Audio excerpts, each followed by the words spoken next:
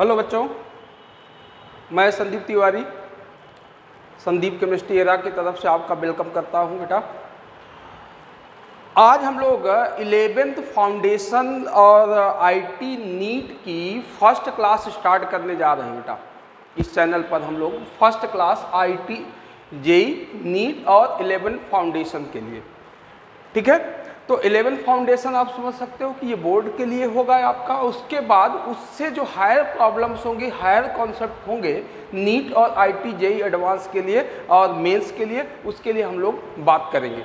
तो आज हम लोग लेते हैं फर्स्ट चैप्टर। हम लोगों का जो है इस चैनल पर हम लोगों का जो फर्स्ट चैप्टर आज हम लोग लेने जा रहे हैं 11 से रिलेटेड, वो है some basic concept of chemistry. तो बेटा ये जो फर्स्ट चैप्टर हम लोगों का है, आपने अगर देखा होगा तो some basic concept of chemistry, some basic concept of chemistry. बेटा इस चैप्टर को स्टार्ट करने के पहले मैं आपसे एक रिक्वेस्ट करना चाहूँगा, और एक रिक्वेस्ट क्या, अब जो भी कहिए आप उसको, जो भी अपने हिसाब से ले सकते हो आप उसको, कि मेरे कहने का सेंस क्या है। बेटा इस चैनल का नाम है प्ले विद केमिस्ट्री, ऐसे एक सिंपल। इसका थीम जो है, नाम तो ये है, अभी लिखा था हमने संदीप केमिस्ट्री एरा के नाम से, लेकिन इस चैनल का जो थीम है प्ले विद केमिस्ट्री। और प्ले विद केमिस्ट्री का जो मोटो है कि हम लोग सीखें केमिस्ट्री को। सीखने का मतलब ये होता है बेटा, बहुत सी चीज़ें होती है जो हम पढ़ते हैं आज पढ़ा कल भूल गया, लेकिन अगर किसी चीज़ को हम लोगों ने सीख लिया तो वो मरते दम तक भूलता नहीं है। बस अगर हम उसको एक डिफरेंट टाइम के बाद थोड़ा सा निकाल करते रहें तो वो चीज़ें हमारे दिमाग में बनी रहती है, कॉन्स्टेंट बनी रहती है। तो इतना दिमाग में रखना है बेटा कि हमको चीज़ों को सीखना है, पढ़ना नहीं है।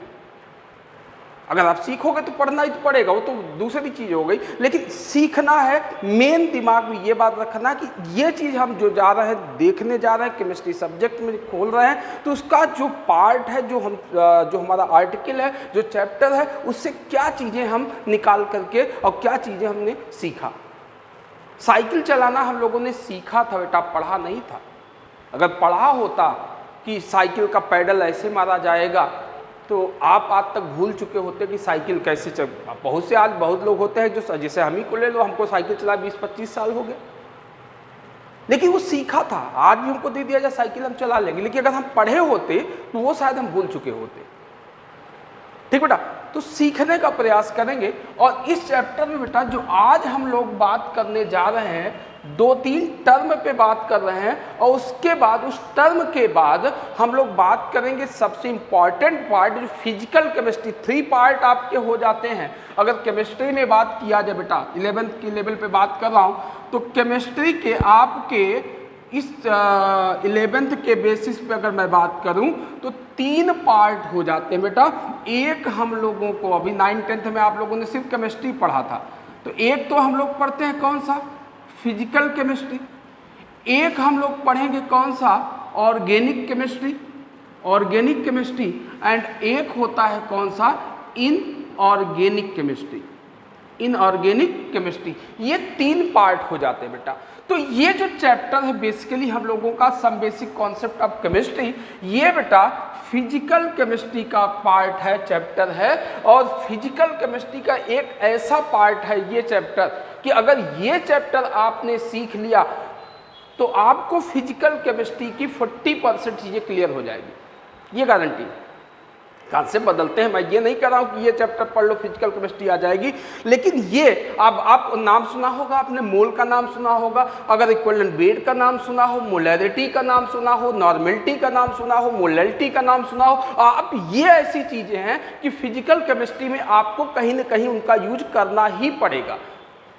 ठीक है, अब लड़के को उसका बेसिक नहीं पता होता, नाम ही दिख रहा है some basic concept of chemistry, लेकिन इतना भी बेसिक नहीं है बेटा।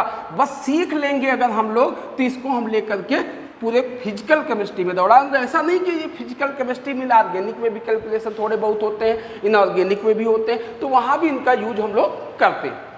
तो आज इस चैप्टर के बेसिस पर बेटा जो हम लोग करने जा रहे हैं, इसका 2 पार्ट पहले हम लोग समझ लें। कुछ टर्म समझ ले। जैसे एक बात मैं आपसे सिखाने जा रहा हूं बेटा। एक टर्म हम लोग पढ़ते हैं एटॉमिक मास, तो पहले एक हेडिंग हम लोग कर लेते हैं gram atomic mass. Gram atomic mass आराम से समझिएगा, इसको हम लोग GAM बोलेंगे बेटा, GAM ग्राम एटॉमिक मास। और एक मैं टर्म बोल रहा हूं क्या, एटॉमिक मास। आप जो पढ़ते चले आए होंगे ग्राम एटॉमिक मास तो आपने नहीं पढ़ा होगा, लेकिन एटॉमिक मास आप बोलते चले आए हो, पढ़ते चले आए हो।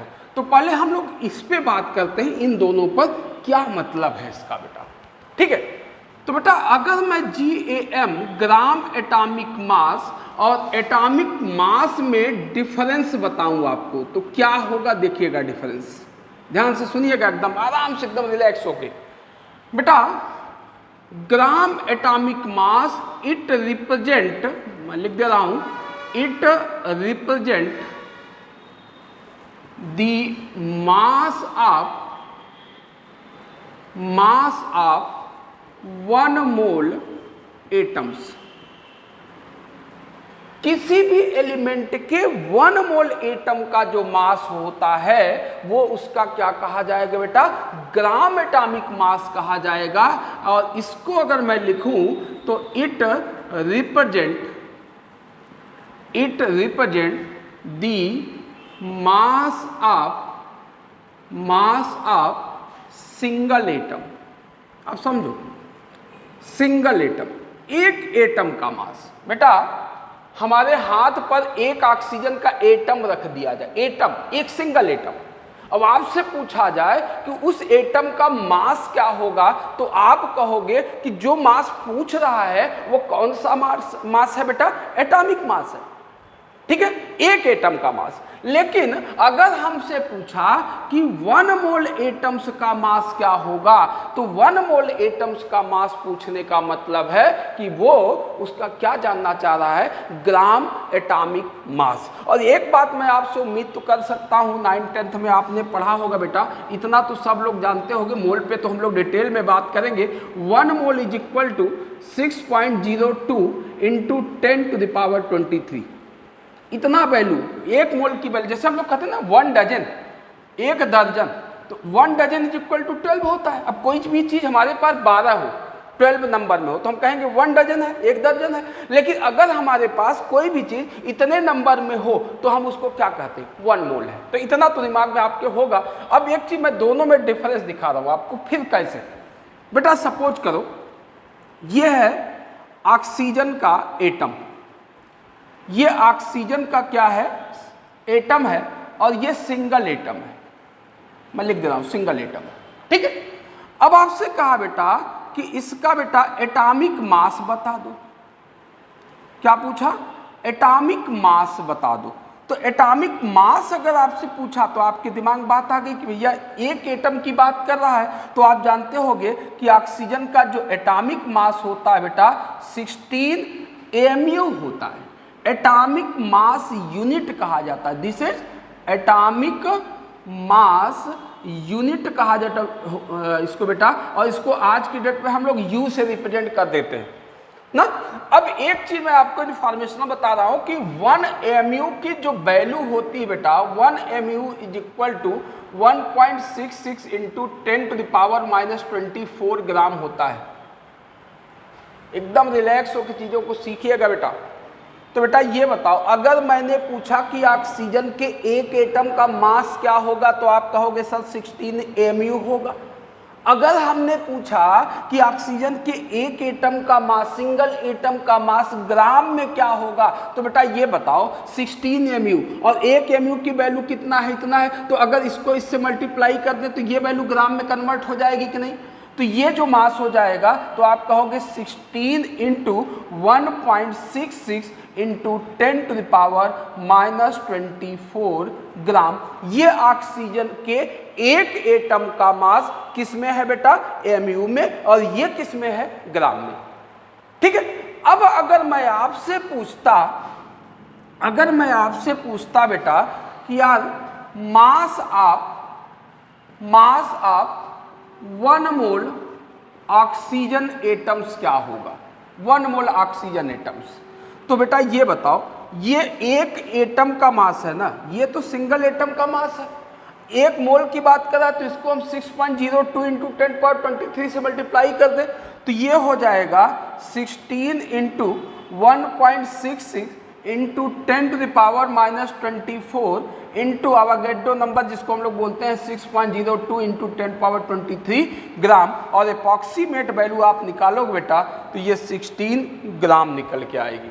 अब आप देखो ये वैल्यू और ये वैल्यू, आप देखो बेटा दोनों की न्यूमेरिकल वैल्यू सेम है, लेकिन जब हमने mu लगाया तो कितने एटम का मास हुआ, 1 एटम का मास हुआ। और अगर हमने mu को हटा करके ग्राम लगा दिया तो कितने एटम का मास हुआ, 1 मोल एटम्स का मास हुआ। अब हमारे हाथ पर 16 ग्राम ऑक्सीजन रख दिया जाए, अब आपसे पूछा जाए बेटा कि कितने एटम्स हैं, तो आप कहोगे 1 मोल एटम्स है। लेकिन अगर हमारे पास 16 mu ऑक्सीजन हमारे हाथ पे रख दिया जाए और हमसे पूछा जाए कि कितने एटम्स हैं, तो आप कहोगे कितने एटम्स हैं, 1 एटम्स हैं। क्लियर है। अब यहीं पर बेटा, अब ये तो हमने आपको समझाने के लिए बोला, अब यहाँ पर जब डायरेक्ट हम लोगों को करना होता है तो हम लोग कैसे करते हैं वो समझ लो आप। अब बेटा सपोज करो यहाँ अगर यहीं पर अदर एटम की मैं बात करूँ, अब आप समझ गए होंगे कि mu को हटा के हमको ग्राम लगाना है ना। अब जैसे हम आपसे कहें कि सोडियम है, सोडियम, अब आपसे कहा जाए बेटा कि इस सोडियम का एटॉमिक मास क्या होगा, तो एटॉमिक मास आप कहोगे कि सर 23 mu होगा। अब आप इसको ग्राम में कन्वर्ट कर सकते हो, कोई दिक्कत नहीं होगी। लेकिन अगर पूछा जाए कि इसी सोडियम का ग्राम एटॉमिक मास क्या होगा, तो आप बोलोगे बेटा 23 ग्राम। ये कितने एटम का मास हुआ बता दो अब आप फिर से, mass of 1 atom, single atom. और ये है, ये कितने एटम का मास हुआ, mass of 6.02 into 10⁻23 atoms. Clear है। अब आपसे अगर और भी दे सकता है, कुछ भी दे सकता है आपको, आपसे नाइट्रोजन दे दिया, आपसे कहा बेटा कि नाइट्रोजन का एटॉमिक मास बता दो, तो आप कहोगे कि सर नाइट्रोजन का एटॉमिक मास कितना होगा, 28 mu हो, सॉरी 14 mu होगा ना। और अगर कहा जाए कि इसका ग्राम एटॉमिक मास क्या होगा, तो आप कहोगे 14 ग्राम होगा। Mass of single atom, mass of 1 mole atoms. Clear है। अब यहीं पर बेटा तो हम लोग क्लियर, यहां से तो बात समझ में आ गई होगी आपको कि what is the difference between atomic mass and gram atomic mass. एकदम सिमिलर रिलेशन एक और आता है बेटा, हम लोग एटम के लिए ये बात कर रहे थे। अब आप जानते हो कि एक से ज़्यादा जब एटम्स कंबाइन होते हैं तो किसका फॉर्मेशन होता है, मॉलिक्यूल का। तो यहीं पर हम लोग एक बात फिर से करने जा रहे हैं, किसका, molecular mass, molecular mass and gram molecular mass, gram molecular mass, GMM बोलेंगे इसको बेटा, GMM। क्लियर है। अब यहां देखो एकदम सेम कॉन्सेप्ट है, अगर आप उसको समझ गए होगे तो इसको समझने में दिक्कत नहीं होगी बेटा। अब आप समझो, हमने कहा कि मॉलिक्यूलर मास, अब देखो दोनों में डिफरेंस एकदम वही निकल के आना वाला, जैसे एटॉमिक मास वैसे मॉलिक्यूलर मास, और जैसे ग्राम एटॉमिक मास वैसे कौन सा, GMM, ग्राम मॉलिक्यूलर मास। अब बेटा यहाँ पर फिर से यही बात होगी, ये किसको रिप्रेजेंट करेगा, represent the mass of single molecule, mass of single molecule. 1 molecule का जो मास होगा वो मॉलिक्यूलर मास होगा, और ये किसको रिप्रेजेंट करेगा, represent the mass of 1 mole molecules. Mass of 1 mole molecules. समझिए, अब जैसे बेटा O2 की हम लोग बात कर रहे थे ना, अब O2 ये मॉलिक्यूल है, एटम था तो O था, ये मॉलिक्यूल है। अब आपसे कहा जाए कि बेटा इसका मॉलिक्यूलर मास बता दो यार, तो मॉलिक्यूलर मास जो होगा वो होगा 32 AMU, डबल हो जाएगा ना बेटा, और इसको ग्राम में कन्वर्ट करोगे तो 32 इंटू 1.66 इंटू 10⁻⁻24 ग्राम, एक मॉलिक्यूल का मास। ठीक है, अगर यहीं पर कहा जाए कि O2 है और इसका GMM कैलकुलेट करना हो बेटा, तो अब क्या करोगे आप GMM? अब ये बताओ, ये एक मॉलिक्यूल का है, अब गड्डो नंबर 6.02 इंटू 10⁻23 से इसको मल्टीप्लाई करोगे, और मल्टीप्लाई करोगे तो ये 32 इंटू 1.66 इंटू 10⁻⁻24 इंटू 6.02 इंटू 10⁻23 ग्राम, और इसको बेटा लिखोगे आप तो ये 32 ग्राम हो जाएगा। ठीक है, कोई दिक्कत नहीं। अब आप देख रहे हो न्यूमेरिकल वैल्यू, देखो न्यूमेरिकल वैल्यू 32, न्यूमेरिकल वैल्यू 32 हो क्या रहा है, एमयू को हटा करके हमने ग्राम लगा दिया तो एक मॉलिक्यूल से 1 मोल मॉलिक्यूल बन गया। ठीक है, अब जैसे हमसे एग्जाम्पल की बात करें, हमसे कहा H2, अब H2 है बेटा, हमसे कहा जाए कि इसका मॉलिक्यूलर मास बताओ, तो इसका मॉलिक्यूलर मास आप कहोगे 2 MU, लेकिन अगर इसका कहा जाए कि इसका ग्राम मॉलिक्यूलर मास क्या होगा, तो आप कहोगे क्या होगा बेटा, 2 ग्राम होगा। एक बात और मैं बोलूँ बेटा कि GMM को आगे हम लोग GMM ना बोल करके इसको हम लोग मोलर मास बोलेंगे। अब समझ लो, यहाँ कंफ्यूजन हो सकता है, मोलर मास मॉलिक्यूलर मास। अब आप समझो, molar mass molecular mass, molar mass मतलब 1 मोल का मास, मोल से ही आ रहा है, और ये है मॉलिक्यूल का मास, मोल का मास मॉलिक्यूल का मास, एक मॉलिक्यूल का मास 1 मोल का मास। ठीक है, अब सीधा सीधा कुछ नहीं, एकदम आसान है बेटा। हमसे कहा जाए कि कार्बन डाइऑक्साइड है, मॉलिक्यूल है, अब हमसे कहा गया बेटा कि ये बताओ इसका मॉलिक्यूलर मास क्या होगा, तो आप कहोगे सर मॉलिक्यूलर मास कार्बन 12 होगा, ऑक्सीजन 32 हो जाएगा, ये हो जाएगा 44 AMU।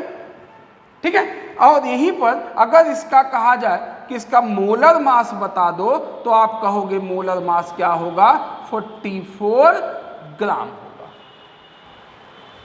क्लियर? तो ये होता है बेटा, तो एक मॉलिक्यूल का मास मॉलिक्यूलर मास, एक मोल का मास ग्राम मॉलिक्यूलर मास। और यहाँ गलती होती बेटा, और बहुत होता क्या है कि हम लोग सोचते, बहुत लोग बोल भी देते हैं, अब ये जब हमको बताया जाता है, हमको बताया क्या जाता है, हम लोगों को भी क्या बताया गया होगा, हमको ये बताया गया था कि बेटा MU हटा के ग्राम लगा दोगे तो ग्राम मॉलिक्यूलर मास बन जाएगा। बेटा हो वही रहा है, लेकिन अब हमको अगर ये MU हटा के ग्राम लगा रहे हैं, क्यों लगा रहे हैं, उससे क्या इंफॉर्मेशन मिल रही, इंफॉर्मेशन आप समझ गए हो कि इंफॉर्मेशन क्या मिल रही, कि अगर MU हटा के ग्राम लगा देंगे तो 1 मोल का मास बन जाएगा। हो वही रहा है, लेकिन ये चीज अगर हम समझ ले बेटा तो बहुत आसान हो जाता है कि हम कैसे, मान लो कि ये हमको नहीं याद है तो हम कैलकुलेट करके निकाल सकते हैं। ठीक है, तो न्यूमेरिकल वैल्यू ऐसी आती बेटा। अब इसमें जो हम लोगों का ये तो हुआ gram atomic mass, atomic mass. ठीक है, और भी बेसिक डेफिनेशंस हैं, इस पे हम लोग बात करने वाले हैं आगे। उसके बाद बेटा इसमें क्या आता है हम लोगों का, जो सबसे इंपॉर्टेंट पार्ट इस चैप्टर का आता है, कौन सा, वो आता है मोल कॉन्सेप्ट। Mole concept. ठीक है, अब मोल टर्म क्या है, मोल कहाँ से आया, मोल का मतलब जैसे आज हम लोग डजन पढ़ते हैं बेटा, पाइल पढ़ते हैं ना, तो वैसे ही मोल होता है, एक यूनिट है। मोल क्या है, एक यूनिट है, ऐसे कह सकते। मोल क्या है, एक यूनिट है, किसी चीज को कैलकुलेट करने की, किसी चीज को काउंट करने की एक यूनिट है। तो इस मोल कॉन्सेप्ट को लेकर के हम लोग नेक्स्ट वीडियो में, नेक्स्ट क्लास में मिलेंगे। आज इसी पर रोक रहे हैं। ठीक है, नेक्स्ट क्लास में फिर से हम लोग 11 फाउंडेशन और नीट IIT JEE का हम लोग इसी पैटर्न पर जो हायर प्रॉब्लम्स हैं, उनको हायर कॉन्सेप्ट है, उनको लेकर के धीरे धीरे स्मूथली हम लोग बढ़ते चलेंगे। आज के लिए बेटा थैंक यू।